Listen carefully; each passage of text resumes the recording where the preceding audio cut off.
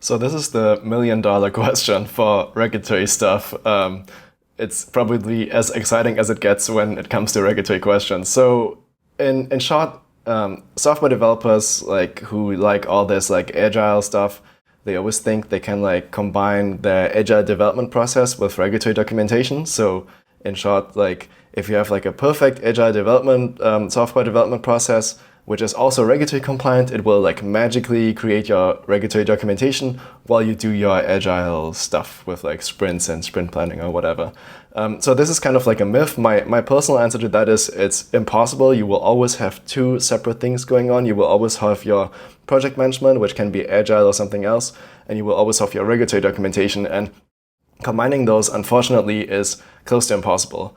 However, different people have really different opinions on this, including auditors. Some auditors even think it's possible, yet interestingly, after consulting like 100 plus customers and even asking some auditors about this, no one so far has actually solved this. So in my opinion, it's impossible. But let me actually show you how the documentation actually needs to look, and then you can kind of like decide for yourself whether you think this is possible in your company and you become the company number 101, which I haven't seen yet, which actually manages to do this, or whether you agree with me that it's completely impossible.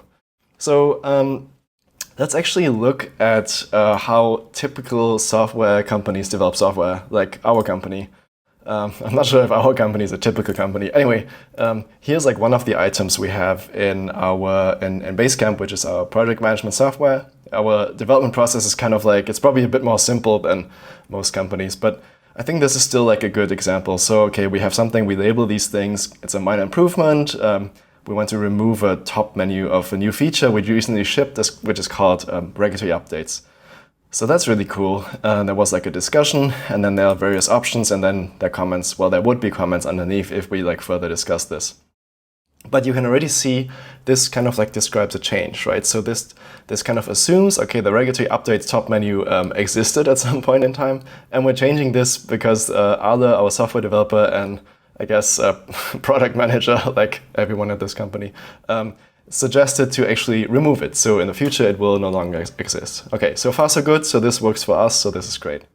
How does actual compliance documentation, however, look like for medical device software? So for that, I'll show you something in Formwork. Formwork is our software for creating this sort of documentation.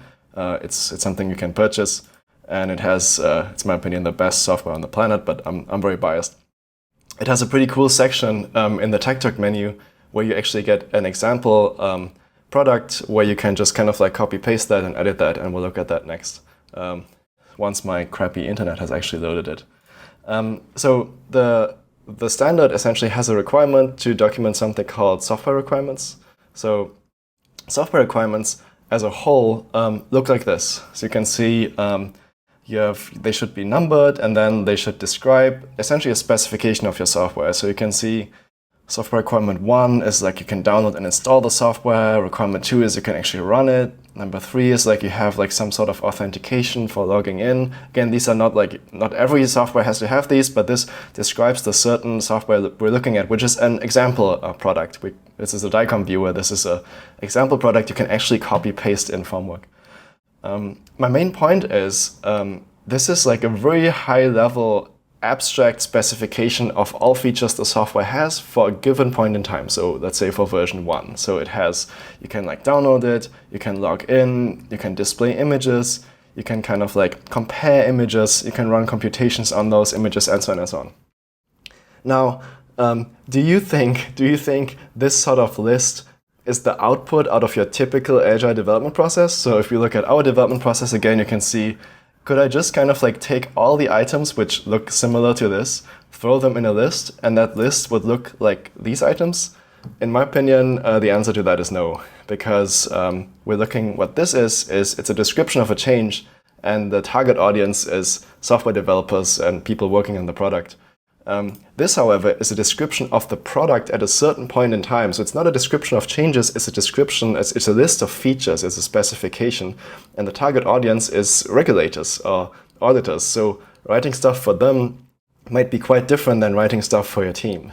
And even if we would do this, so even if you would kind of like export all your like agile items or tickets or whatever, or sprint stuff, if you would export that into a huge list, and throw that over the fence to an auditor, the auditor would have a list of this, and now they wouldn't even know how the software looks like, right? Because they would have to like compute in their minds and like diff this how the actual final product looks like. So they would kind of like look at this and say like, oh yeah, there was a top menu, but wait, there actually no longer is a top menu. So one item would say like build the top menu. This item we're looking at would say remove the top menu. So the auditor has to figure out, after reading like 200 of these, would have to figure out like, does it have a top menu or not?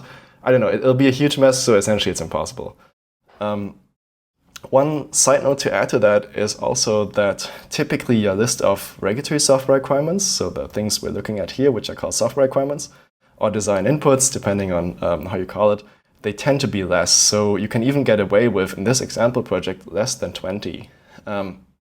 Whereas in your typical, like, I don't know, crappy Jira board, you might have like hundreds, and you don't want hundreds because then you have to ship so much stuff to your auditor, and then it'll just be a gigantic mess. You don't even know if it's more than 50 items. You no longer know whether you've documented something or not. So I would generally just advise to keep it short.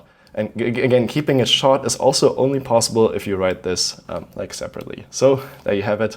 The answer to the Agile plus regulatory documentation combination is it's impossible, and that's my final answer. If someone comes up with a solution to this, again, I've seen a ton of companies, I've talked to a ton of auditors, I've never seen a solution, but if you have one, feel free to reach out and maybe add a comment below or send me an email.